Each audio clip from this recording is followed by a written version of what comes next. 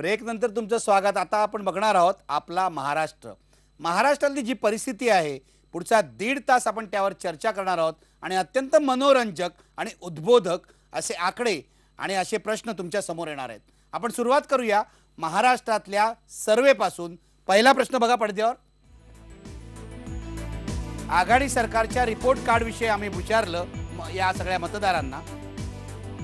भ्रष्टाचारावर नियंत्रण ठेवण्यात आघाडी सरकारला यश मिळालं आहे का?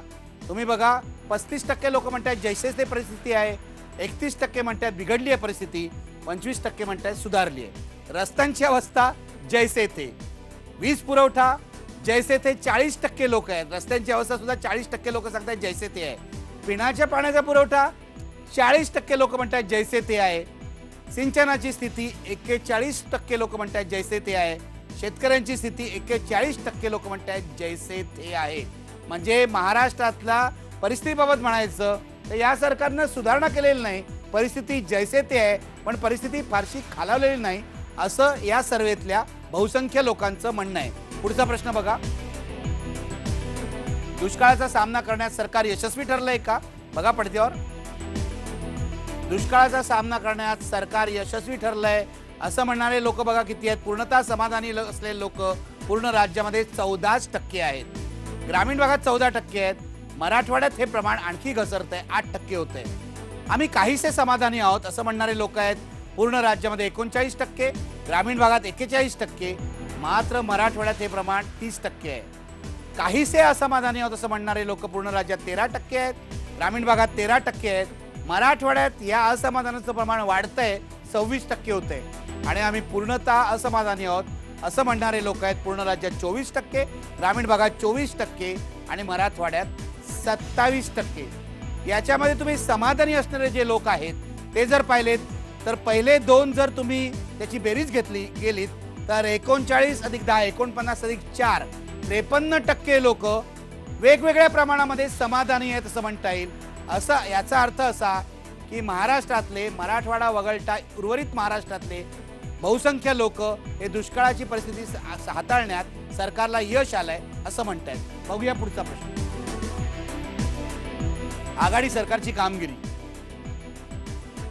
आघाडी सरकारच्या कामगिरीवर 2011ला 55% लोक समाधानी होते।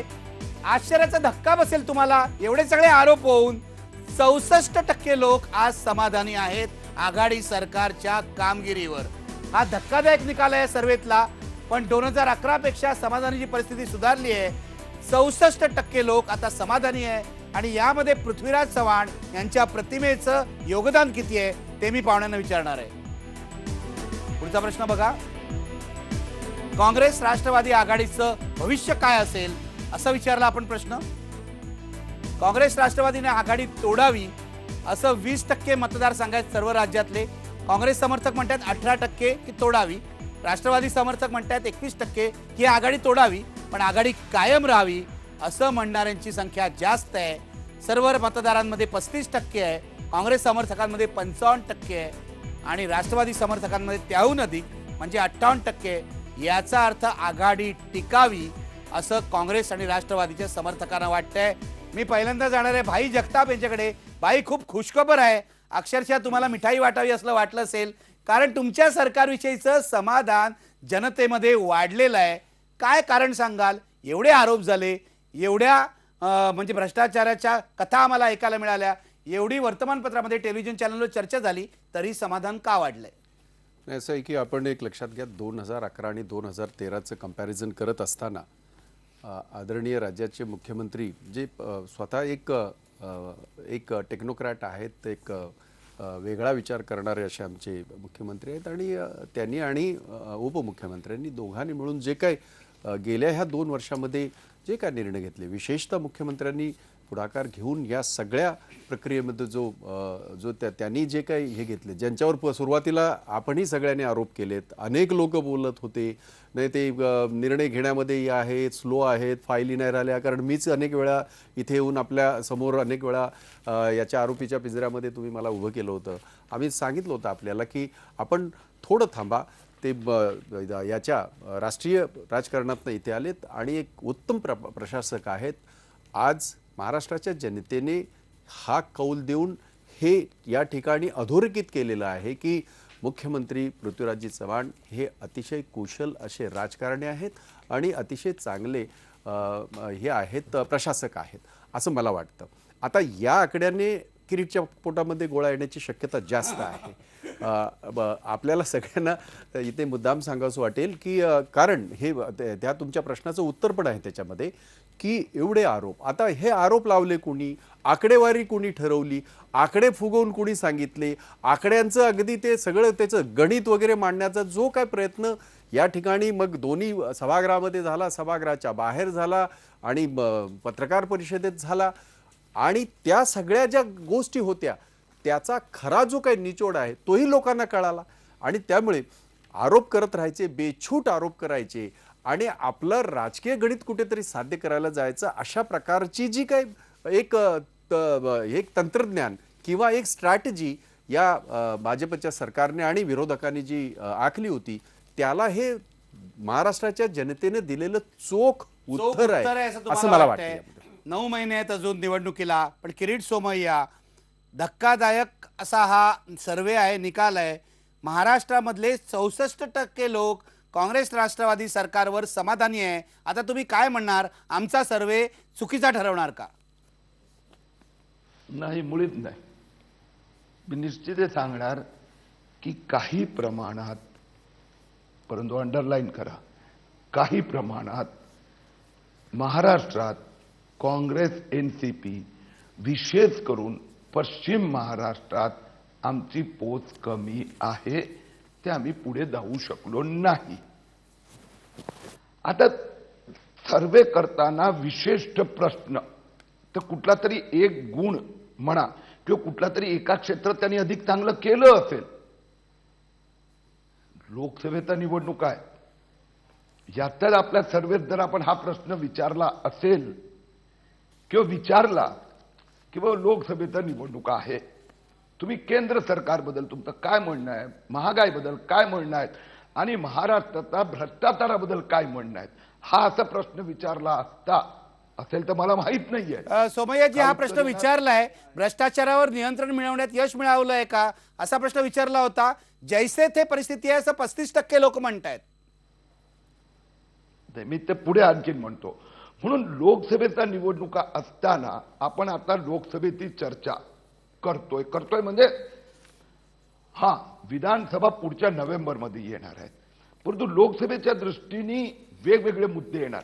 केंद्र राज्य दोन आहेत, एका ठिकाणी 10 वर्ष, एका ठिकाणी 15 वर्ष, मग पंतप्रधानाचा उमेदवार, मग भ्रष्टाचार, मग महागाई, मग आर्थिक विषमता, हे सगळ्या आज तुम्ही तुमच्या ज्या पळसीकरांच्या संस्थेने जर हे विचारलं लोकसभेत काय होणार, मी तुम्हाला अधिकाराने सांगू शकतो, लोकसभेचं मतदान जर कौल तुम्ही घेतला, अंतर कदाचित असलं तर 2% आम्ही पुढे असेल किंवा 2-3% काँग्रेस पुढे असेल. जागांच्या बाबतीत पण तसंच असेल, 2-4 जागा पुढे मागे.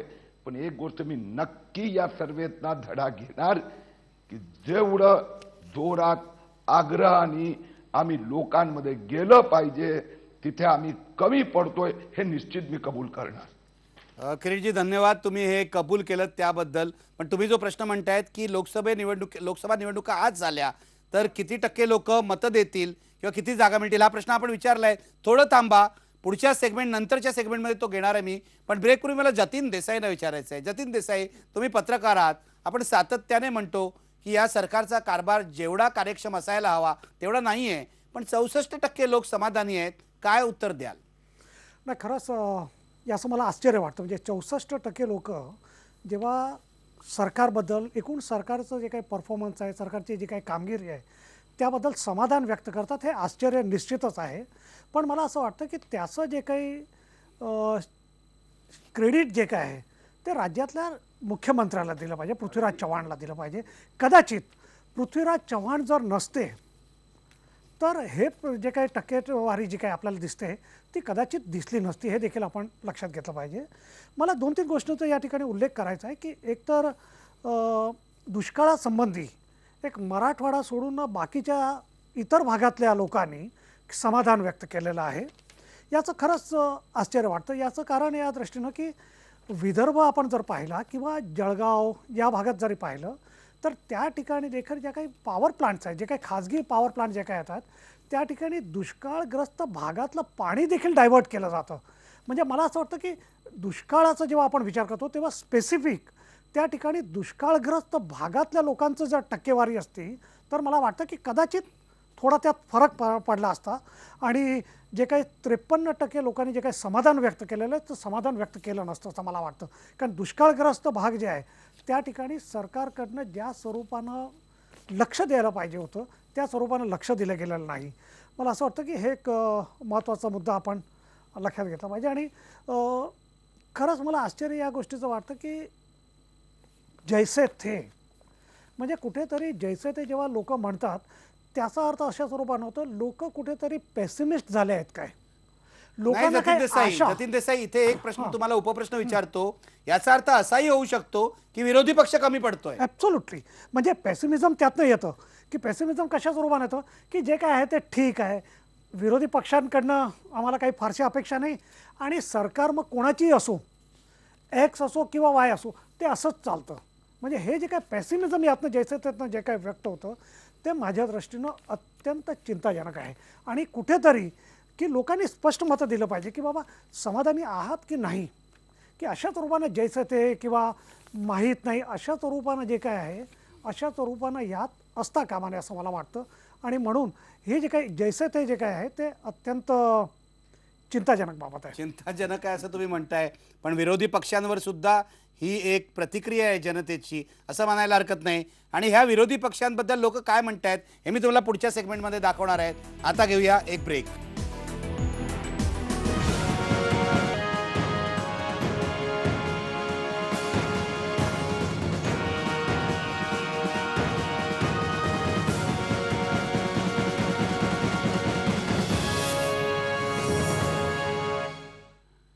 ब्रेकनंतर तुमचं स्वागत. महाराष्ट्रातले अत्यंत इंटरेस्टिंग असे आकडे आम्ही तुम्हाला दाखवलेले आहेत. लोकांच्या समाधानाची लेवल काय आहे याची चर्चा आपण केली आहे. मी शिवसेना भाजपकडे जाणार आहे, पण त्याआधी माझ्याकडे स्टुडिओमध्ये ज्येष्ठ पत्रकार दिव्य मराठीचे संपादक कुमार केतकर आलेले आहे. मला कुमार केतकरांना या आश्चर्यकारक आकड्यांविषयी विचारायचं आहे. कुमार केतकर, आम्ही प्रश्न विचारला महाराष्ट्रातल्या मतदारांना की तुम्ही या सरकारबाबत समाधानी आहात का, तर 64% मतदारांनी असं सांगितलं आम्ही समाधानी आहोत. 2011ला हे प्रमाण 55% होतं. समाधानाची पातळी वाढलेली आहे. आत्ता भाई जगताप असं म्हणाले, जतीन देसाई असं म्हणाले, याचं श्रेय मुख्यमंत्री पृथ्वीराज चव्हाण यांना जातं आणि याच्यामध्ये विरोधी पक्षांचं सुद्धा अपयश आहे. तुमचं काय मत आहे?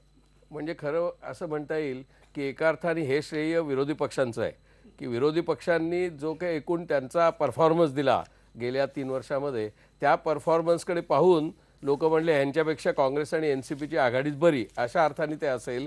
कारण प्रत्यक्षामध्ये कोणत्याही कार्यक्रमाला विरोधी पक्षांनी म्हणजे भारतीय जनता पक्ष, सेना आणि मनसे या तिघांनी कोणत्याही प्रकारचा पर्याय दिलेला नाही. नुसता पर्याय न देता विरोध करणं खूपच सोपं असतं आणि विरोध करण्यासारखं खूप आहे सुद्धा. काँग्रेसकडे आहे, NCPकडे सुद्धा खूप विरोध करण्यासारखं आहे. आपण पाहिलं भ्रष्टाचार आहे, एकूणच अनागोंदी कारभार आहे. पण त्याच वेळेला त्यांनी हेही पाहिलं की पृथ्वीराज चव्हाण यांची व्यक्तिगत प्रतिमा, त्यांचं व्यक्तिगत चारित्र्य आणि त्यांची एकूण क्षमता सगळ्यांना शक्यतोवर जितक्या बरोबर घेऊन जाता येईल अत्यंत कठीण परिस्थितीत. कारण राष्ट्रवादी काँग्रेसला बरोबर घेऊन जाणं एवढं सोपं नाही, त्यांना सुद्धा बरोबर घेऊन ते जायला लागले. त्यामुळे मला वाटतं त्यांची व्यक्तिगत प्रतिमा सुधारली आणि त्या व्यक्तिगत प्रतिमेचा परिणाम बऱ्याच अंशी त्यांच्या सरकारच्या प्रतिमेवरती झाला असं म्हणता येईल. परंतु मला जर विचाराल तर प्रत्यक्षामध्ये सरकारने किती कामं केली, किती चांगली कामं केली, तर ह्याच्याबद्दल मी व्यक्तिशः समाधानी नाही. आणि म्हणून मला तुमचा जो काही सर्वे आहे त्याचं मला आश्चर्य वाटलं. पण ते आश्चर्य ह्याच्यामुळे वाटलं नाही की हे वाटून तरी काय उपयोग, विरोधी पक्षांकडे काहीच नाही, तेव्हा आपण ह्यांच्या बाजूनी मत देऊ, मग ते ओपिनियन पोलमध्ये देऊ किंवा वोटिंग बूथमध्ये देऊ, अशा पद्धतीतनं आलेलं आहे. माझ्या मते ते काही प्रमाणात निराशावादातनं सुद्धा आहे. अशा निराशावादावरती काँग्रेस आघाडीनी जावं पुढे असं मला वाटत नाही. त्यांनी स्वतःच्या आत्मविश्वास जोरावर जायला पाहिजे. तो आत्मविश्वास मला आत्ताच्या काँग्रेस सरकारमध्ये दिसत नाही. आपण आता शिवसेना भाजपकडे वळूया. भाजपने काय करावं युतीबाबत असा प्रश्न आपण विचारला. बघा पडद्यावर, युती कायम ठेवावी असं 25% मतदार म्हणतायत. भाजप समर्थकांमध्ये हेच प्रमाण 41% आहे. शिवसेना समर्थकांमध्ये अधिक जास्त 46% आहे. आणि मनसे समर्थक 27% असं म्हणतायत की भाजप सेनेने युती कायम ठेवावी. मनसेसोबत भाजपने जावं असं म्हणणाऱ्या मतदारांची संख्या किती आहेत बघा. सर्व मतदारांमध्ये 12% मतदार म्हणतायत की मनसेसोबत भाजपने जावं. भाजप समर्थकांमध्ये 17% याला पाठिंबा आहे. शिवसेना समर्थकांमध्ये 20% याला पाठिंबा आहे आणि मनसे समर्थकांमध्ये सुद्धा 12% पाठिंबा आहे. दोन्ही सेनांबरोबर भाजपने युती करावी असं 19% मतदारांना वाटतंय राज्यातल्या. भाजप समर्थकांमध्ये हे प्रमाण 18% आहे. शिवसेना समर्थकांमध्ये 20% आहे आणि आश्चर्यकारक आकडा आहे, मनसेमध्ये सर्वाधिक प्रमाण आहे. 46% मनसैनिकांना असं वाटतंय की शिवसेनेबरोबर आणि भाजपबरोबर युती व्हायला पाहिजे. भाजपने स्वबळावर लढावं असं म्हणणारे मतदार फार कमी आहेत. सर्व मतदारांमध्ये हे प्रमाण फक्त 60% आहे. भाजप समर्थकांमध्ये 4% आहे, शिवसेना समर्थकांमध्ये 4% आहे आणि मनसे समर्थकांमध्ये 12% आहे. पुढचा प्रश्न बघा. शिवसेनेने लोकसभेची निवडणूक मनसे सोबत लढवावी का? हा प्रश्न अत्यंत महत्त्वाचा आहे, कारण मनसेबरोबर शिवसेना गेली तर मोठा फरक पडू शकतो असं विश्लेषकांचं म्हणणं आहे. बघा काय म्हणतायत, सर्व मतदारांमध्ये 55% मतदारांना वाटतंय की हो, शिवसेनेने मनसेबरोबर जावं. पण शिवसेना समर्थकांमध्ये हे प्रमाण जास्त आहे. 70% शिवसैनिकांना वाटतंय की मनसेबरोबर जावं आणि मनसेमध्ये 54% कार्यकर्त्यांना वाटतंय की शिवसेनेबरोबर जावं. तुम्ही काय, महत्वाचे आकडे आहेत. शिवसेना समर्थकांमध्ये हे प्रमाण जास्त आहे. पुढचा प्रश्न बघा. हा अत्यंत नाजूक आणि संवेदनशील प्रश्न आहे. कोणाचाही अपमान न करता मी तुम्हाला आकडे दाखवणार आहे. बाळासाहेब ठाकरेंचा वारसा पुढे चालवण्यासाठी अधिक योग्य व्यक्ती कोण? बघा आकडे. उद्धव ठाकरेंना सर्व मतदारांमध्ये 18% मतं मिळाली आहेत. शिवसेनेमध्ये सुद्धा फक्त 25% मतं मिळाली आहेत. राज ठाकरेंना 48% मतं मतदारांनी दिली आहेत आणि शिवसेना समर्थकांमध्ये सुद्धा अर्ध्यापेक्षा जास्त म्हणजे 57% मतं मिळालेली आहेत. दोघेही वारसदार आहेत असं म्हणणारे मतदार फक्त 15% आणि 16% आहेत आणि दोघेही नाहीत असं म्हणणारे 2% आणि 0% आहेत. पण राज ठाकरे हेच बाळासाहेबांचे वारसदार आहेत असं 48% मतदार म्हणतात महाराष्ट्रातले आणि शिवसेना समर्थकही 57% म्हणतायत. आपण चर्चेला सुरुवात करणार आहोत. आपल्या सोबत नीलम गोरे आहेत, शिवसेनेच्या नेत्या. फोनवरून त्या आपल्या सोबत आहेत. त्यांची प्रतिक्रिया आम्हाला घ्यायची आहे. नीलम गोरे, तुम्ही ऐकलेत आकडे, काय म्हणतायत मतदार? शिवसेनेचे समर्थक सुद्धा काय म्हणतायत? तुमची काय प्रतिक्रिया आहे? एक तर उद्धव ठाकरेंच्या बद्दल काय वाटतंय आणि राज ठाकरेंच्या बद्दल काय वाटतंय, हे जे अगदी तुम्हाला खासगी मधलं जे मत सांगितलं आहे सर्व मतदारांनी किंवा आमच्या शिवसेनेच्या अंतर्गत लोकांनी, तर हे मला कळायला मार्गाने एकाना जे आमच्या समोर लोक भेटतात दिसतात पक्षामध्ये, ते सर्वजण उद्धवजी सांगतात त्याच पद्धतीने आदेश पाळताना दिसतात. आता दुसरा एक भाग आहे की काही काळ म्हणजे त्यालाही आता 5-6 वर्ष होऊन गेली, त्याच्यापूर्वी राज ठाकरे हे शिवसेनेचाच भाग होते आणि त्याच्यामुळे तसं उद्धव ठाकरे आणि राज ठाकरे यांच्यामध्ये कार्यकर्ते असतील, शिवसैनिक असतील, यांच्या मनामध्ये कुठेतरी दुजाभाव होता अशातला भाग नाहीये.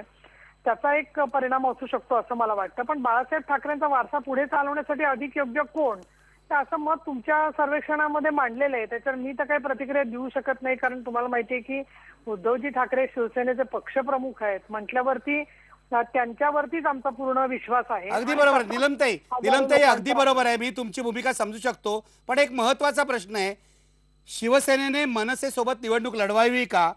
70% शिवसेना समर्थक म्हणतायत होय, शिवसेनेने मनसे सोबत निवडणूक लढवावी. काय म्हणाल तुम्ही?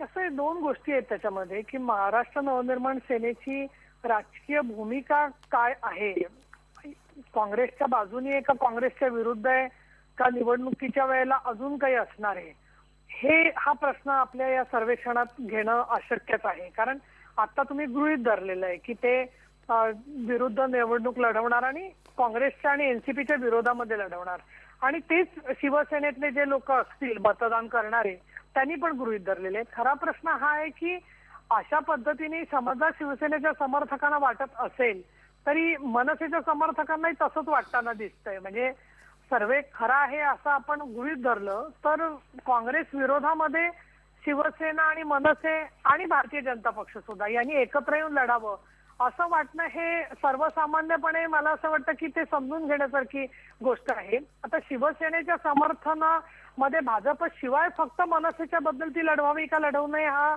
मला थोडंसं असं वाटतं की काही वेळेला जसं माणसाचं प्रेमाच्या संकल्पनेवरतीच प्रेम असतं ना, तसा थोडासा एक भावनिक आणि एक थोडासा भाबडापणाची भावना जनतेच्या मनामध्ये अनेक वेळेला असते. आणि याला कारण असतं की मुख्यतः या प्रकारचं कुठेतरी एक विचार असतो माणसामध्ये की तसं घडावं म्हणून, पण प्रत्यक्षात घडत नाही. दुसरं मला असं वाटतं की मतदारसंघ निहाय हा तुमचं सर्वेक्षण नाहीये, सर्वसाधारण स्वरूपाचं सर्वेक्षण आहे. आणि ज्या ज्या मतदारसंघामध्ये किंवा मी असं म्हणेन की असं जर का होतं, तुमचा सर्वे खरा आहे असं समजा आपण धरलं, तरी आपल्याला ज्या ठिकाणी मनसे आणि शिवसेना अशी जिथे लढाई झालेली आहे त्या ठिकाणी लोकांनी मतदानाच्या मध्ये एक दादर, नाशिक, काही प्रमाणात पुणे अशा काही ठराविक मतदारसंघ सोडले तर त्या ठिकाणी आपल्याला मोठ्या प्रमाणात मग ठाणे महानगरपालिका असेल, कल्याण डोंबिवली असेल, मुंबई महानगरपालिका असेल, जिथे जिथे बहुमतानी शिवसेना निवडून आलेली आहे त्या ठिकाणी काय आपल्याला तुमच्या सर्वेक्षणानुसार आतापर्यंत तर घडलेलं दिसत नाहीये. अगदी अलीकडे महानगरपालिकेची निवडणुका झाल्या त्याच्यामध्ये सुद्धा. आणि म्हणून मला असं वाटतं की मतदारसंघनिहाय जेव्हा त्यांना असं स्पष्ट दिसतं की आता हा शिवसेनेचा येणार नगरसेवक अथवा आमदार आणि हा मनसेचा येणार त्यांच्या बाजूने आमदारकीचा उमेदवार अथवा नगरसेवक, तेव्हा लोक ध्रुवीकरण होऊ शकतं. आणि ते ध्रुवीकरण जे आहे ते शिवसेना समर्थकांचं शिवसेनाच्याच सोबत झालेलं आहे हे आतापर्यंत तरी चित्र सांगताय. आणि त्याच्या पलीकडे मला असं वाटत नाही की मानसिकता काही फार वेगळी असेल कार्यकर्त्यांची असं दिसून येते. नीलमताई धन्यवाद. माझ्यासोबत आता प्रवीण दरेकर सुद्धा आहेत, मनसेचे आमदार. प्रवीण दरेकर, बाळासाहेब ठाकरेंचा वारसा राज ठाकरे पुढे चालवतील असं शिवसेनेचे सुद्धा 48% समर्थक म्हणतायत. तुम्ही माफ करा, शिवसेनेचे समर्थक 57% म्हणतायत आणि सर्व मतदारांमध्ये हे प्रमाण 48% आहे. काय प्रतिक्रिया आहे तुमची? नाही, आता जर प्रतिक्रिया शिवसैनिकांची मानली तर वेळोवेळी राज ठाकरे साहेबांवर असणारं प्रेम किंवा शिवसेना प्रमुखांसारखं त्यांचं नेतृत्व शिवसैनिकांना सातत्यानं भावलेलं आहे. त्याच्यामुळे ते काय आम्ही स्वीकारायला काही तयार आहोत की हे मत योग्य होऊ शकतं. दुसरा महत्वाची गोष्ट की मगाशी जे केतकर साहेब बोलले तेच खरं आहे की मी जर मलाही विचाराल की आपण त्या मतावर समाधानी आहात का, मगाशी सरकारचं सांगितलं जात होतं, तर मी अजिबात समाधानी नाही. परंतु त्यांनी जे विश्लेषण केलं त्याचं मी समर्थन करतो की विरोधी पक्ष सुद्धा ज्या पद्धतीनं, त्या विरोधी पक्ष म्हणाल तर प्रमुख विरोधी पक्ष शिवसेना भारतीय जनता पक्ष आहे, त्यांचा जो इम्पॅक्ट जायला पाहिजे होता प्रयत्न केला जातो, परंतु त्या ठिकाणी तो हवा तसा इम्पॅक्ट जात नाही. त्यामुळे आहे ते बरं आहे अशा प्रकारची भावना होते की काय यालाही त्या ठिकाणी आधार मिळतोय. परंतु आमच्या बाबतीत जर आपण त्या ठिकाणी म्हणालात तर आमचा नवा पक्ष असताना सुद्धा ज्या ज्या विषयावर सरकारच्या विरोधात त्या ठिकाणी आक्रमकपणे जो काही आम्हाला तुटपुंजा वेळ असतो त्यामध्ये त्या ठिकाणी आम्ही ते काम अत्यंत प्रामाणिकपणे करत असतो. यामध्ये मला आपल्या निदर्शनास एक आणायचं आहे की जेव्हा जनाधार किंवा उद्याच्या निवडणुका या बाबतीत जेव्हा चर्चा केली जाते, विश्लेषण होते किंवा आपण हा सर्वेचा रिपोर्ट सांगताय, जसं मगाशी आपण पृथ्वीराज चव्हाण साहेबांच्या बाबतीत बोललात तसं मी एवढं निश्चितपणे सांगेन की महाराष्ट्र नवनिर्माण सेना हा राज ठाकरे साहेबांच्या एकखंबी एक तंबू राजसाहेबांवरच तो पक्ष उभा आहे आणि महाराष्ट्रातील जनतेला आज राज ठाकरे साहेबांच्या विषयी त्या ठिकाणी विश्वास वाटतो, त्यांच्या नेतृत्वाविषयी विश्वास वाटतो आणि उद्याच्या महाराष्ट्राला पर्याय म्हणून राज ठाकरे साहेब त्या ठिकाणी होऊ शकतात अशी एक सार्वत्रिक भावना आज राज्यामध्ये त्या ठिकाणी आहे. आणि योग्य वेळी आता प्रत्येक निवडणुकांमध्ये त्याचं प्रत्यंतर आलेलं आहे, प्रत्येक निवडणुकीमध्ये तसा जनाधार सुद्धा त्या ठिकाणी ठीक आहे. प्रवीण दरेकर, राज साहेबांना पाठिंबा आहे असं तुमचं म्हणणं आहे. मी एक ब्रेक घेणार आहे आणि ब्रेक नंतर मला कुमार केतकर, भाई जगताप, जतीन देसाई, किरीट सोमय्या यांच्याकडेही जायचं आहे आणि या सगळ्या प्रश्नांना जी उत्तरं मिळाली आहेत त्याचा अर्थ काय हे विचारायचं आहे. ब्रेक घेऊया आणि ब्रेक नंतर पुन्हा भेटूया.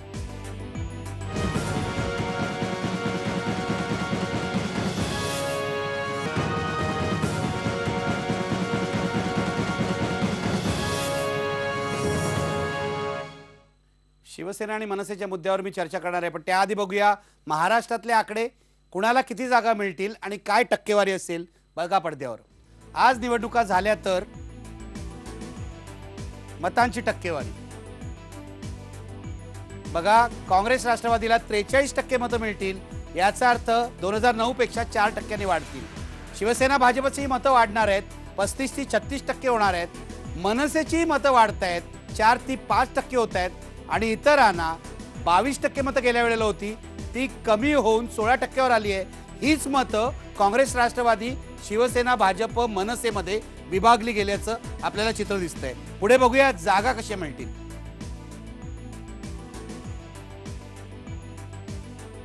बघा, काँग्रेस राष्ट्रवादी गेल्या वेळेला 25 जागा होत्या, आता त्यांचं हे 23 ते 27 पर्यंत राहील. त्यांचा लंबक 23 ते 27 पर्यंत, म्हणजे ॲव्हरेज 25 धरायला हरकत नाही. भाजप सेनेला सुद्धा 20 जागा होत्या, त्या सर्वसाधारणपणे 18 ते 22 म्हणजे 20 राहतील असं मानायला हरकत नाही.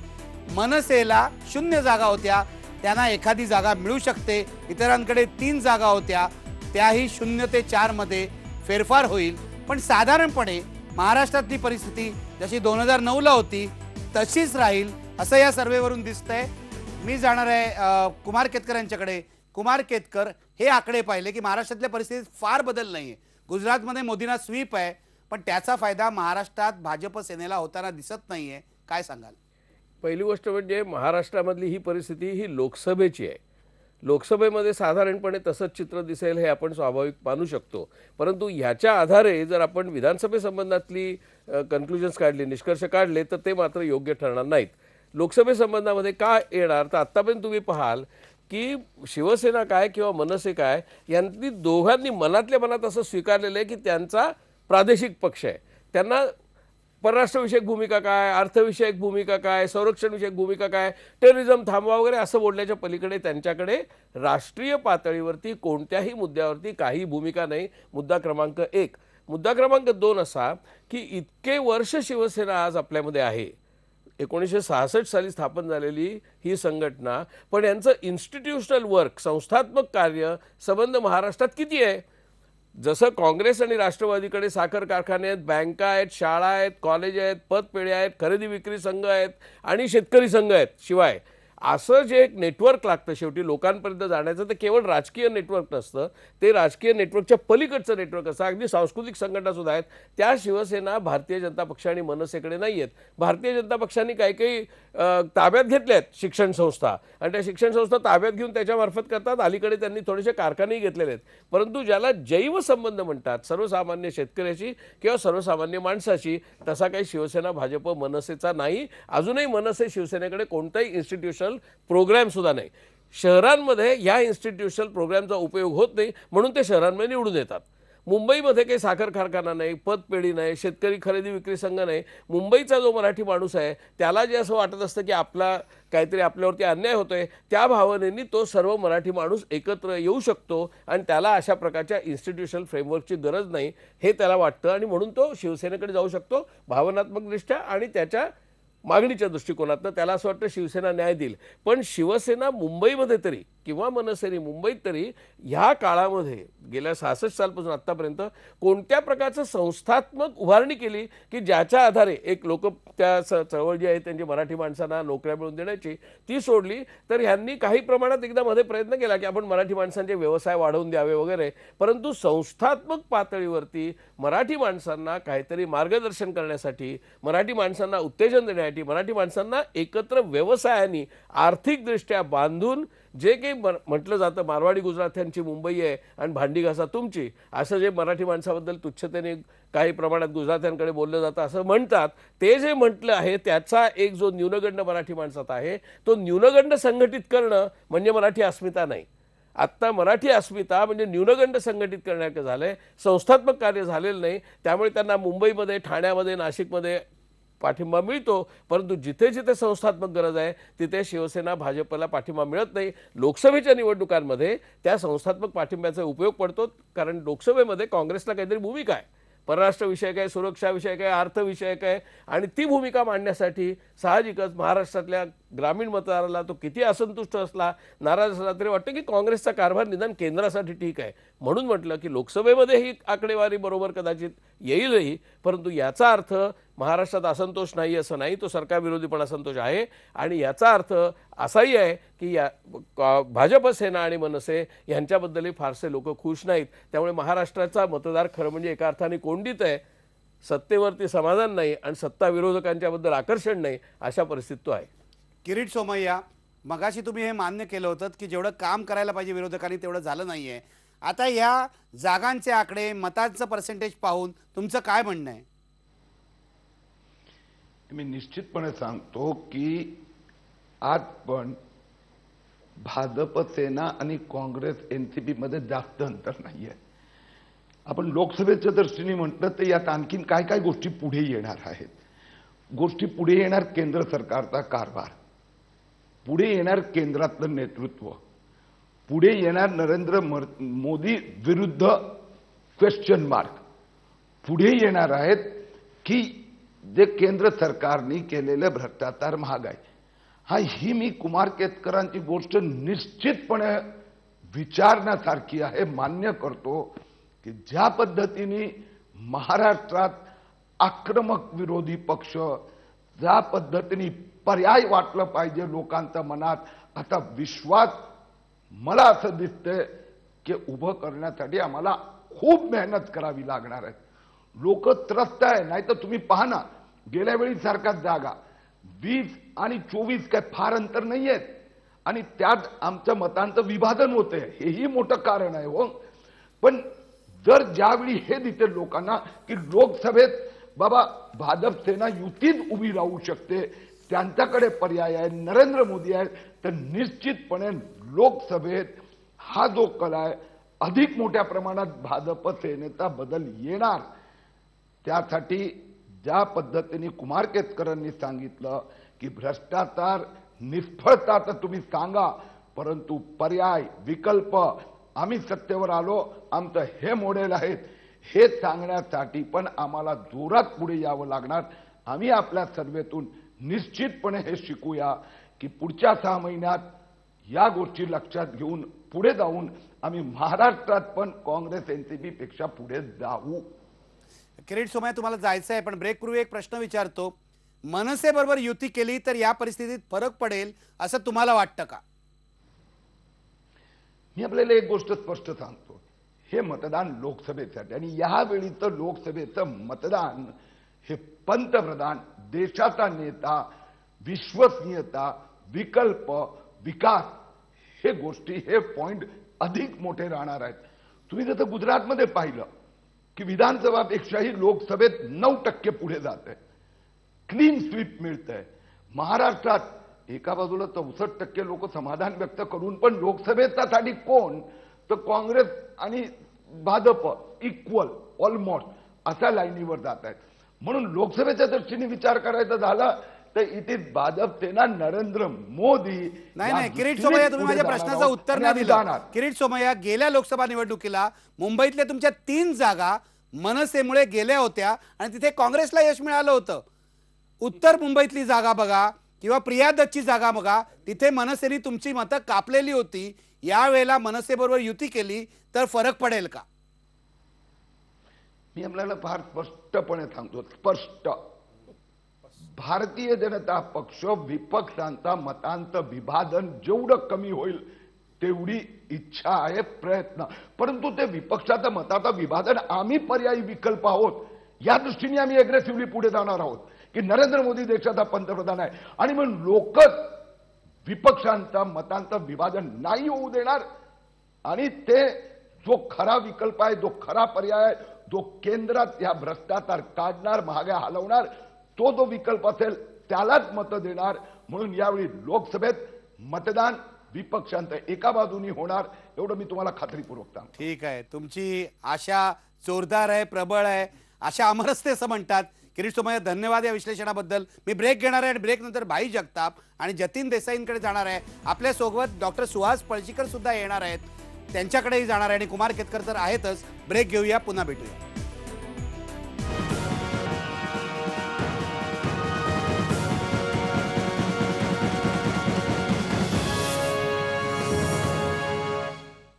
ब्रेक नंतर माझा भाई जगतापना प्रश्न आहे, भाई हे आकडे बघून महाराष्ट्रातले फारशी परिस्थिती बदलत नाही हे बघून तुम्हाला समाधान होत आहे का?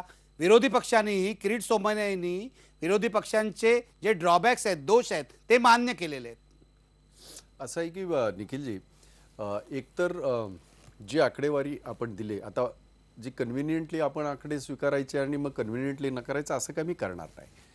कारण मी जेव्हा 64%चा आकडा मी स्वीकारतो त्यावेळेला ह्याही आकडा जो आपण हे केला तोही मला स्वीकारावा लागेल. हा एक मुद्दा.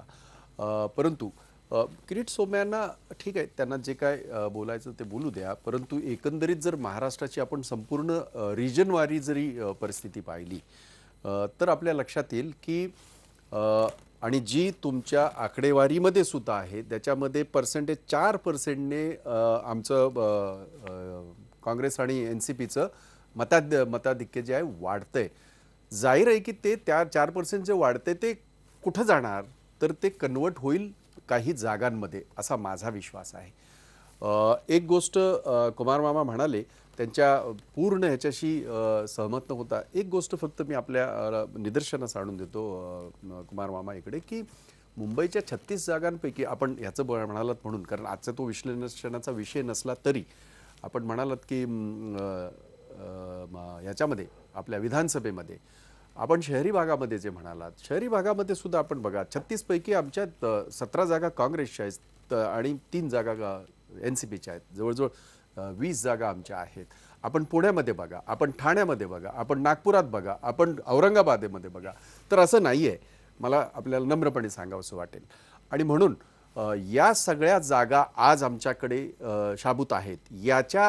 या सगळ्या असताना आज याचा राज्यातल्या जनतेचा मुख्यमंत्र्यांच्या कामावर वाढलेला विश्वास आणि आम्ही केलेली जे काय मग दुष्काळाला हाताळला दुष्काळ ज्या पद्धतीने हाताळला गेला जो 3 वर्षाचा होता तो 1 वर्षाचा नव्हता हे लक्षात घ्यायला पाहिजे आपल्याला. गेली 3 वर्ष महाराष्ट्र हा दुष्काळापासून झुंजत होता आणि परमेश्वरांनी कृपा केली की यावेळेला चांगला पाऊस पडलेला आहे. आणि या वातावरणामध्ये मला असं वाटतं आकडेवारीचाही हे करून दाखला देऊन की काँग्रेसच्या आणि राष्ट्रवादीच्या मागच्या वेळेला आम्ही 25 जागा लढवल्या आमच्या 17 आल्या. NCPने मागच्या वेळेला 21 जागा लढवल्या त्यांच्या 8 आल्या. मी लोकसभेचं म्हणतोय एक जागा आम्ही RPIला सोडली होती. या वेळेला या जागांमध्ये 1-2 ह्याचा भर पडेल वाढतील असा मला असं ठाम तुम्हाला विश्वास वाटतंय? आहे. भाईना ठाम एक प्रश्न विश्वास. विचारू का? येस भाईना मी एकच प्रश्न विचारेन की एक काळ असा होता की महाराष्ट्रामध्ये 48 म्हणजे त्यावेळी 44 जागा होत्या. त्या 48 पैकी 40 जागा ह्या काँग्रेसला मिळायच्या.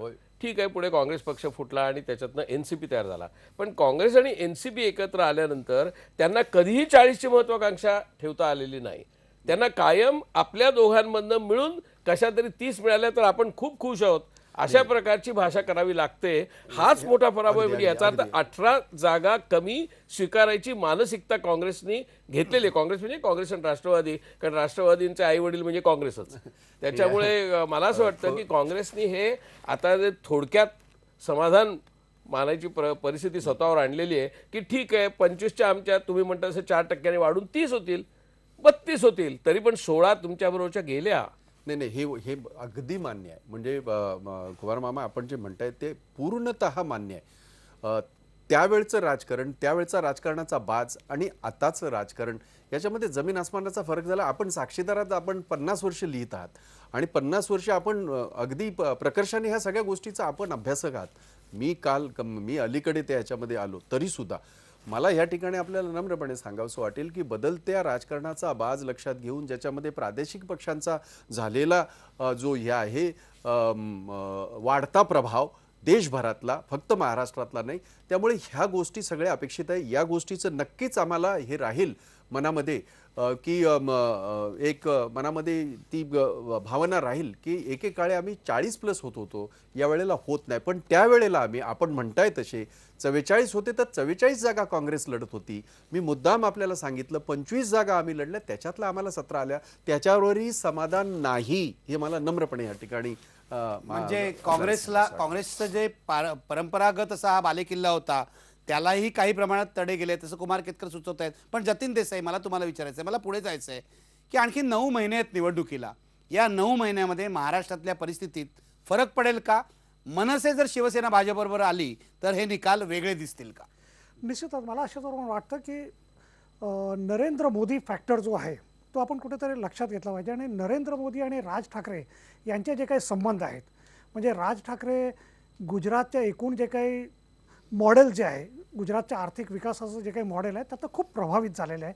राज ठाकरे मध्यंतरी जवळपास 1 आठवडा गुजरातचा दौरा त्यांनी केला आणि गुजरातच्या अनेक भागात ते गेले, म्हणजे कच्छपासून ते दक्षिण गुजरात अशा आणि सौराष्ट्र अशा सर्वांना त्यांनी संपूर्ण भाग पालथी घातलेला. तर त्यामुळे कुठेतरी नरेंद्र मोदीला देखील जे काही पंतप्रधान पदाच्या ज्या काही अपेक्षा जे काही निर्माण झालेल्या आहेत आणि नरेंद्र मोदी आणि राज ठाकरे यांचे जे काही संबंध आहेत, त्यामुळे कुठल्याही परिस्थितीत की महाराष्ट्रातून भारतीय जनता पक्ष आणि अलायन्स त्यांचे जे काही सहकारी पक्ष आहेत त्यांच्या जागा कशा स्वरूपानं वाढतील हे नरेंद्र मोदी पाहणार. आणि नरेंद्र मोदी कुठेतरी एक अशा स्वरूपानं राज ठाकरेवर आपलं जे काही संबंध आहेत त्याचा कुठेतरी प्रभाव पाडून कुठेतरी अलायन्स करण्यासाठी एकतर भाग पाडतील किंवा कुठेतरी एक इलेक्टोरल अंडरस्टँडिंग आपण ज्याला म्हणू अशा स्वरूपानं करण्यासाठी हे भाग पडेल. आणि दुसरं, आपण यापूर्वी जे काही आकडे जे काही दाखवले त्यात शिवसेनेमध्ये देखील बहुसंख्य लोकांचं मत आहे की अशा स्वरूपानं मनसेच्या सोबत कुठेतरी समजुती असली पाहिजे, अलायन्स असलं पाहिजे. आणि मला असं वाटतं की कुठेतरी लोकसभेच्या निवडणुकीत नरेंद्र मोदीसाठी ही निवडणूक अत्यंत महत्त्वाची आहे. नरेंद्र मोदीला 14मध्ये नाही तर 16 किंवा 19मध्ये जेव्हा कधी त्यानंतर निवडणुका होतील तेव्हा त्यांना पंतप्रधान व्हायचं आहे. आणि त्यासाठी या निवडणुकीत जास्तीत जास्त सीट कशा स्वरूपानं आणता येईल ते नरेंद्र मोदी पाहणार. आणि म्हणून नरेंद्र मोदी कुठेतरी प्रयत्न करतील की शिवसेना, भारतीय जनता पक्ष आणि मनसे या तिघांचा आणि रिपब्लिकन पक्षातला एक गट, आठवलेंचा जो काही गट आहे त्यांनी कुठेतरी एकत्र येऊन प्रयत्न करावा अशा स्वरूपानं. आणि दुसरं, आता आपण जे काही आकडे जे काही दाखवले त्यात परत ते जैसे थे रिफ्लेक्ट होते. म्हणजे मागच्या निवडणुकीतले जे काही रिझल्ट होते जवळपास म्हणजे ±1-2 सीट अशा स्वरूपानं आहे. आणि हे जे काही जैसे थे जे काय कुमार केतकर ज्या स्वरूपानं म्हटले की जैसे तेचा अर्थ अशा स्वरूपानं होतं की जे काही ऑपोजिशन जे काही पार्टी आहेत त्यांच्यावर विश्वास नाही लोकांचा, की त्यांना जर सरकारमध्ये आणलं तर ते निश्चितच प्रो पीपल किंवा आमच्या बाजूनं ते उभे राहतील याबद्दल विश्वास नाही. आणि जे काही सरकार आहे त्याला कंटिन्यू ठेवा, त्याला कायम ठेवा, त्यांच्याकडनं आमच्या काही फारशा अपेक्षा नाही. म्हणजे एकूण पॅसिमिझम, निराशेतनं अशा स्वरूपानं जैसेतीची भावना निर्माण होते. आणि ही जैसेतीची भावना आज महाराष्ट्रात आहे हे आकडेवारीतनं आपल्याला दिसतंय. ब्रेक घेणार आहे आणि ब्रेकनंतर माझ्यासोबत डॉक्टर सुहास पळशीकर सुद्धा असणार आहे. मला कुमार केतकरांनाही विचारायचं आहे की पुढच्या 9 महिन्यात काही बदल होऊ शकतो का, त्यांचा अंदाज काय आहे. ब्रेकनंतर पुन्हा भेटूया.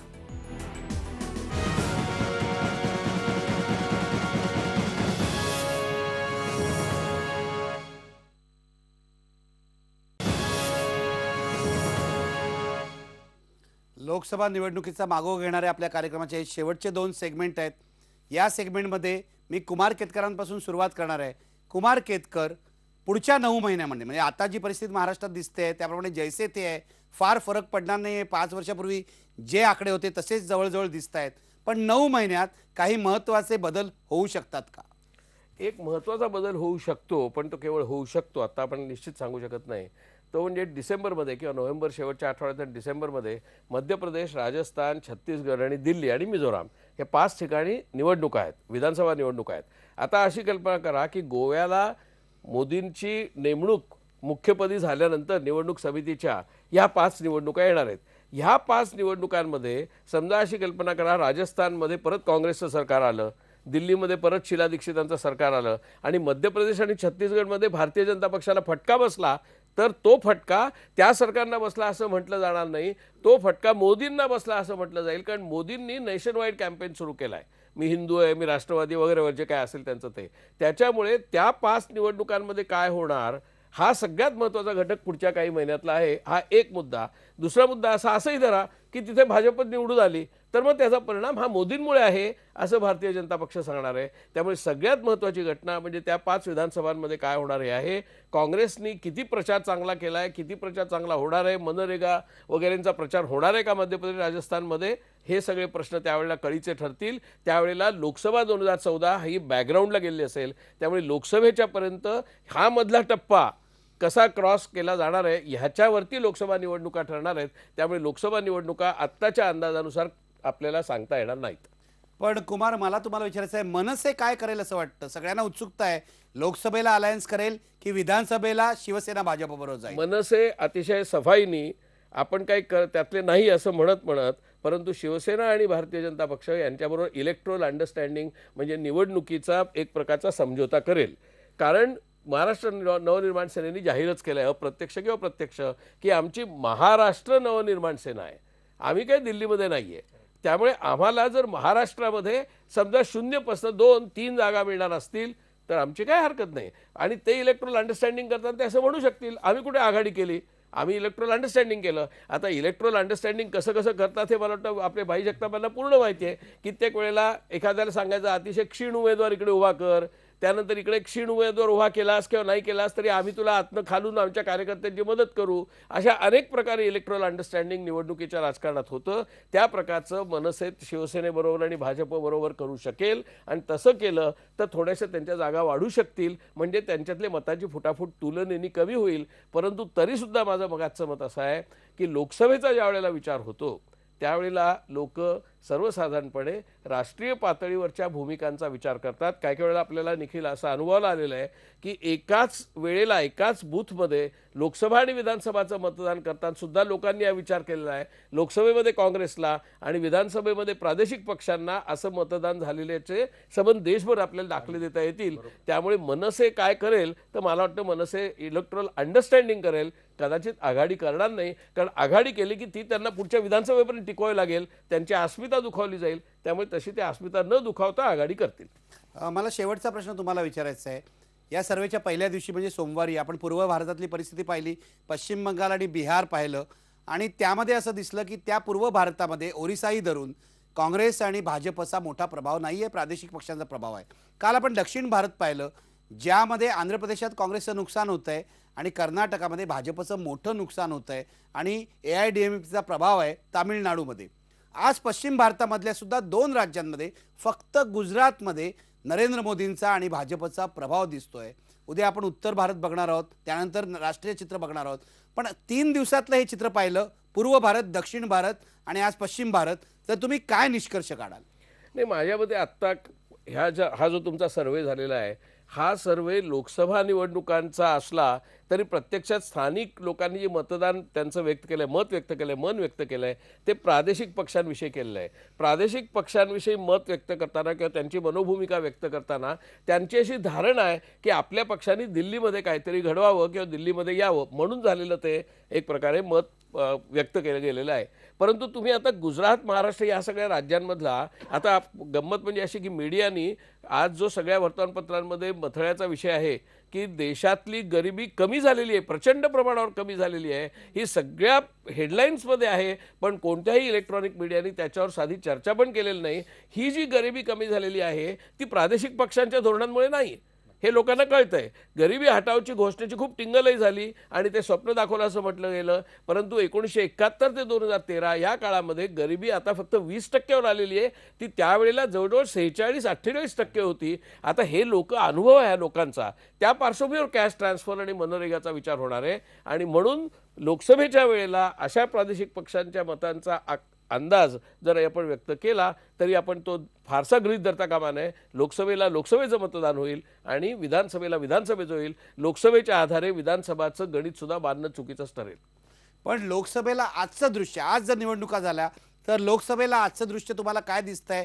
काँग्रेसची पिछेहाट होईल का? भाजप पुढे जाईल का? काय दिसतंय का अटीतटीचा सामना होईल? अटीतटीचा म्हणजे असं की मागच्या वेळेला कोणालाही असं वाटलं नव्हतं की काँग्रेसला 206 जागा मिळतील.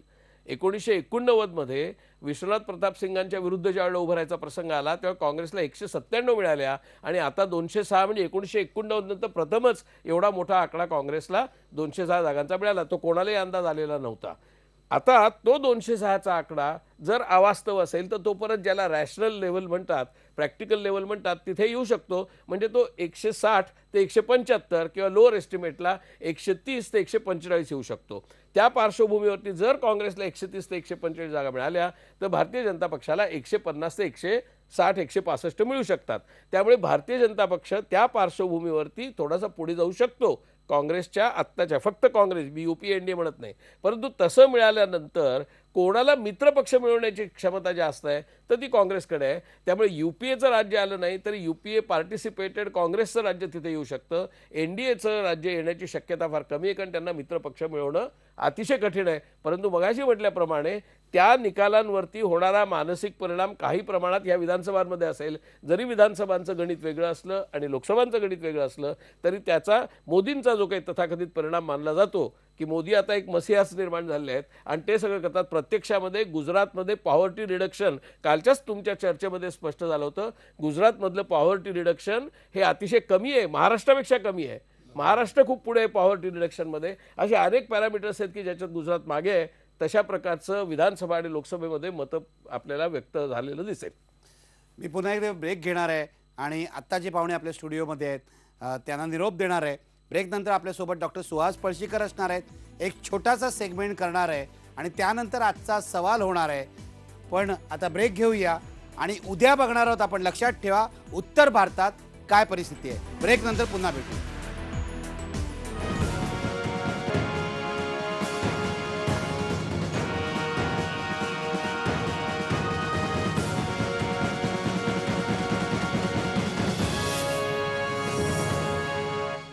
आजच्या सर्वेच्या या समारोपाच्या सेगमेंटमध्ये तुमचं स्वागत.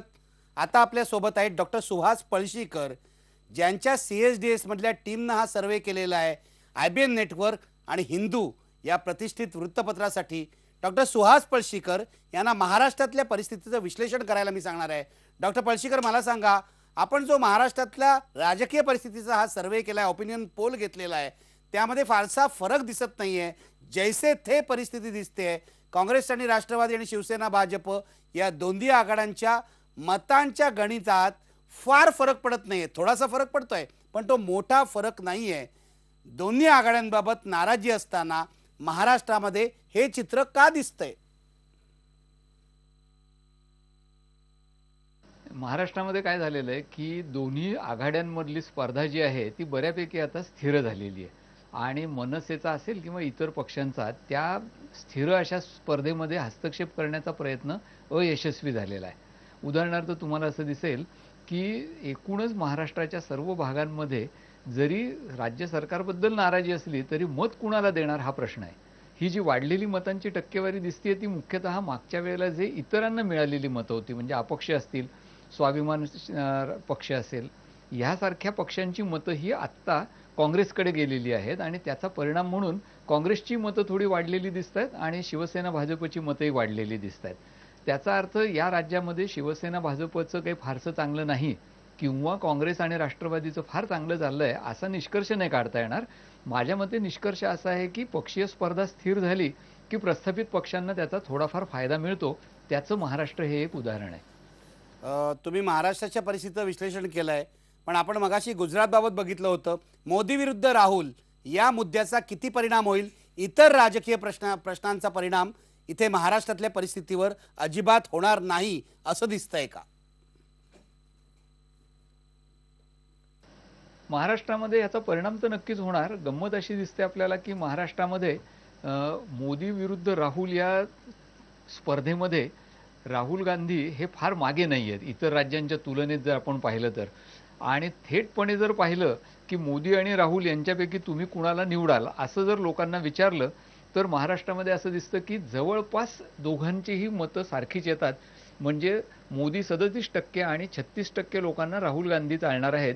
एवढा 1%चाच फरक या दोघांमध्ये आहे. हे महाराष्ट्राचं एक महत्त्वाचं वैशिष्ट्य इतर अनेक राज्यांच्या तुलनेने किंवा पुढे आपण बघू तर गुजरातच्याही तुलनेमध्ये आपल्याला दिसेल. महाराष्ट्रात मोदी आणि राहुल हा फॅक्टर सुद्धा चालणार नाही असं तुम्ही म्हणताय, पण केंद्र सरकारवर झालेले भ्रष्टाचाराचे आरोप, केंद्राने घेतलेले आर्थिक निर्णय, FDIचा निर्णय, त्यांची धोरणं, याचा अजिबात फटका महाराष्ट्रात बसणार नाही असं कसं होईल?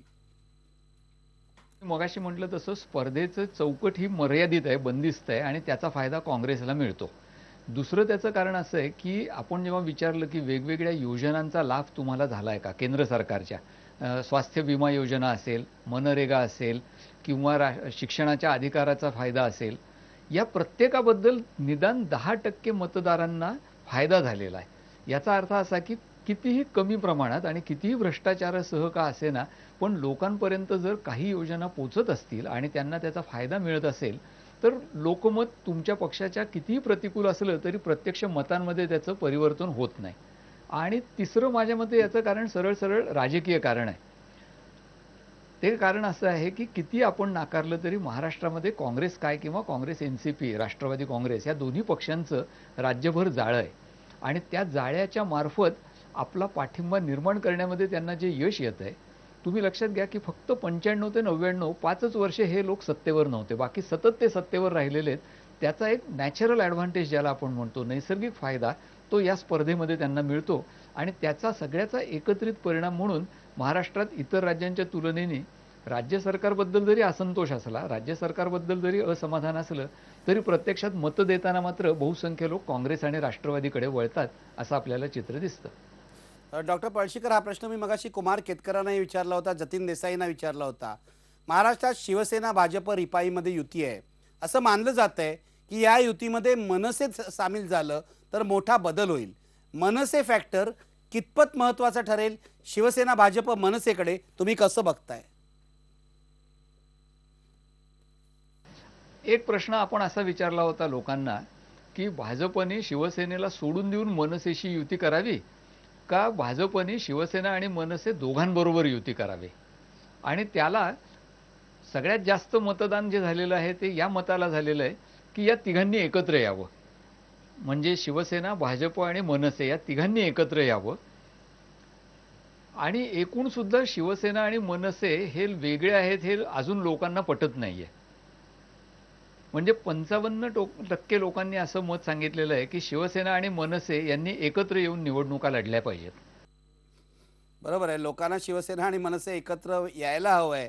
आज मनसे शिवसेना भाजप बरोबर नाही आहे, पण पुढच्या 9 महिन्यात महाराष्ट्रातल्या परिस्थितीत कोणता बदल होऊ शकतो? मोठा बदल होऊ शकतो का?